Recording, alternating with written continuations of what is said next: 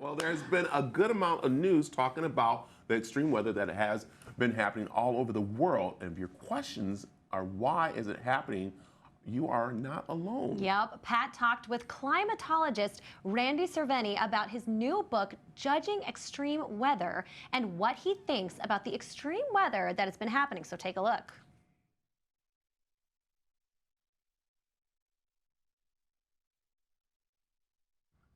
Okay, so what's going on? You may have asked when looking at the sky and the area around us, not just in Arizona, but in the middle of a California desert, all of a sudden a lake comes up. What are we going to have? Trout fishing in the Dead Sea?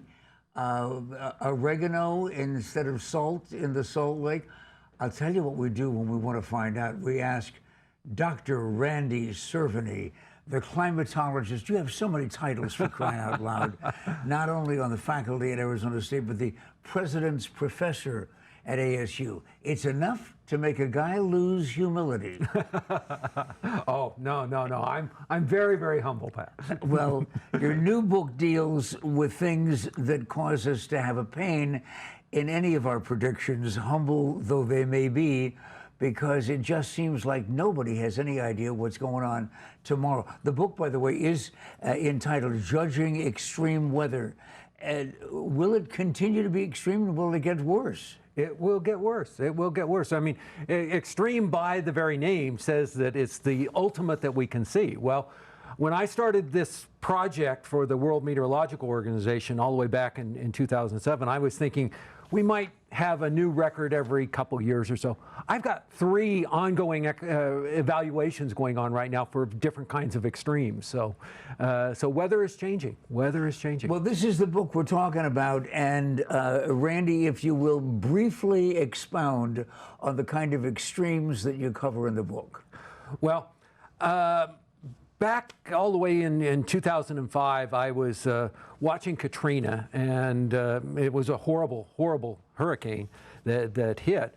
But I heard a commentator say it was the worst hurricane of all time. And I said, no, I mean, Katrina was bad, but 2,000 people lost their lives.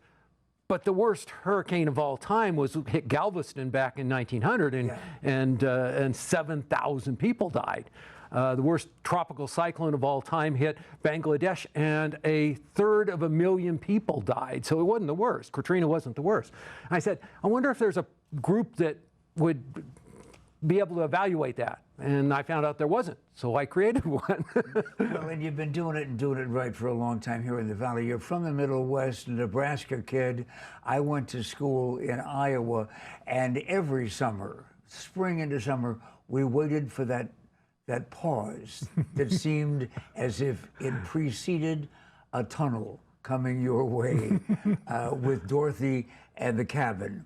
Are tornadoes going to get worse? Well, tornadoes, severe storms in general, are something that hits, but we don't necessarily see any big changes in their frequency or in their intensity. But they're always going to be prevalent, and they're always going to hit, unfortunately, as more and more people are living out in the places like the Great Plains, they're going to hit more and more people. Well, what people, what areas of the planet may be free of those kinds of concerns, and those that are concerned because it may get worse? Well, interestingly, 80% of all tornadoes that occur in the world happen in the United States. I mean, we have all the right, it's not some kind of a secret weather weapon. It's that we just have all the right things to create tornadoes. Well, what about the rest of the weather problems? Climatologically, when we're talking about the extraordinary levels of cold, snow, heat. And as you mentioned, rain. Right now we have California getting slammed by what we call atmospheric rivers, these giant flows of moisture that come in from the tropics. We are finding that maybe those are becoming more frequent, so that more and more of these kind of big rain events like we're going to have this week can actually occur. Sometimes the only Spanish that we ever hear on most local television stations, the words El Nino and La Nina. Is that still a consideration? That is. Right now, we are in what is called El Nino. It's a warming of the Pacific Ocean. Now, you think, well, the Pacific Ocean doesn't have any big control over us, but it does, because it controls the storm track. It determines where storms are going to come in. Yeah, but how hot is it going to get in Arizona? I mean, we're talking about now a state that has real extremes just within the state. When you look at the forecasts on television and the difference in the temperatures north, central, and south. Well, what about central, where we are right now? Unfortunately, hotter. The biggest thing is going to be in the morning temperatures. I know a lot of people aren't going to be happy to hear this, but the biggest thing associated with climate change is the idea that our mornings are going to get hotter and hotter, that instead of having a low temperature down in the 80s, we are seeing more and more frequently low temperatures that are in the 90s. And the high? How high can that get? The high can get up to, we have hit once in the Valley of the Sun here, 122 degrees.